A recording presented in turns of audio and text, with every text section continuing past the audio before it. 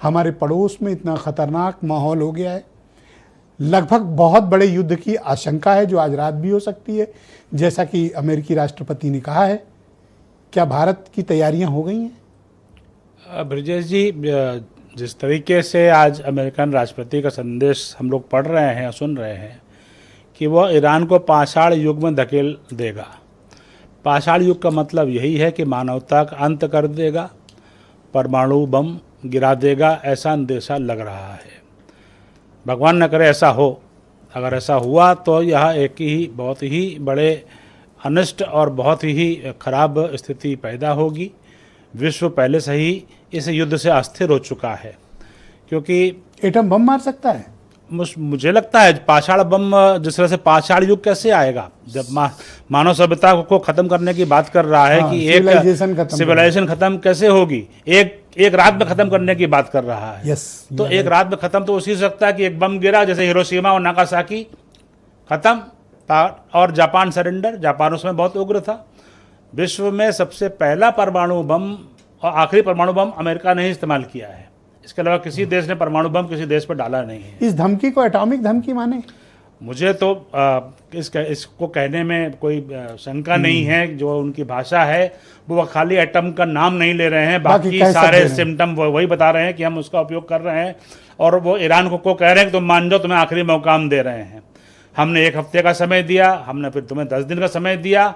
अब वो कह रहे हैं कि 11वां दिन भी हो गया है, रात 8 बजे के बाद, उनके यहाँ के रात के 8 बजे के बाद। तो और भी तो रास्ते होंगे ना, किसी मिलिट्री टू मिलिट्री है। इस तरह की धमकी देना ये अपने आप में मतलब सिर्फ असर उसका ईरान पर थोड़ी होगा, ईरान तो दुनिया में होगा। ईरान तो शहीदों का जत्था बन चुका है। ईरान को इतना कॉर्नर उन्होंने किया अमेरिका ने, पहले उसके ऊपर प्रतिबंध लगा करके उसकी आर्थिक क्षमताओं को तोड़ा, और उसके बाद उसके साथ बातचीत करते हुए उसके ऊपर जो हमला किया, उसकी वजह से पूरा विश्व अस्थिर हो गया है। गैस और तेल का जो रास्ता है वो जलडमरू मध्य से होकर के जाता है, जहाँ पे तमाम जो अरब कंट्रीज़ हैं जिनको भगवान ने जो है ये खनिज दिया है, जिससे वो पूरे विश्व की सेवा कर पा रहे हैं, उस पर संकट हो गया है। आज विश्व में क्रूड बढ़ता जा रहा है। भारत सबसे बड़ा आयातक एक तरीके से विश्व में है, जो कि क्रूड उसको बाहर से लाना पड़ता है। हमारे यहाँ इसका उत्पादन नहीं होता, तो भारत की अर्थव्यवस्था भी इससे प्रभावित हो सकती है। ये बताओ कि अगर एटम बम चला और एटॉमिक वेपन्स का इस्तेमाल ईरान पर अमेरिका ने किया, तो इम्पैक्ट तो हम पर भी आएगा। हमने कोई तैयारी वारी की है? पूरे विश्व में आएगा, और पूरे विश्व में आ रहा है। भारत तो इस युद्ध में कहीं शामिल नहीं है, तमाम यूरोपियन कंट्रीज इस युद्ध में शामिल नहीं हैं, तमाम अरब कंट्रीज भी इस युद्ध में शामिल नहीं हैं।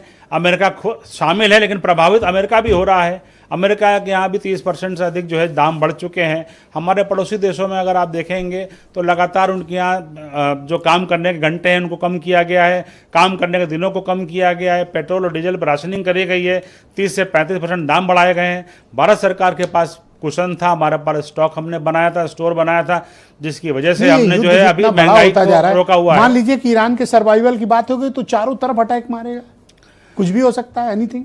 देखिए, ईरान तो हर तरफ मार ही रहा है। आप बहरीन में मार रहा है, कतर में मार रहा है, सऊदी अरब में मार रहा है।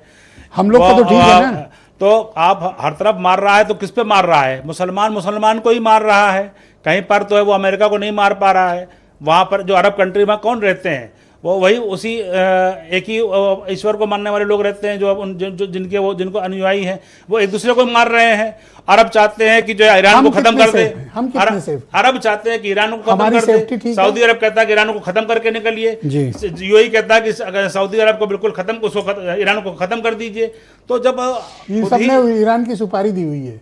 अब हम सब देख रहे हैं, रोज टीवी देखते हैं। तमाम हमारे जो इसमें जो रक्षा विशेषज्ञ है वो ज्यादा मैं एक काम करता हूँ। अब आपने चूंकि इतनी गंभीर बात एटॉमिक वाली कर दी है, तो इसको मैं थोड़ा और एक्सप्लेन कराना चाहता हूँ।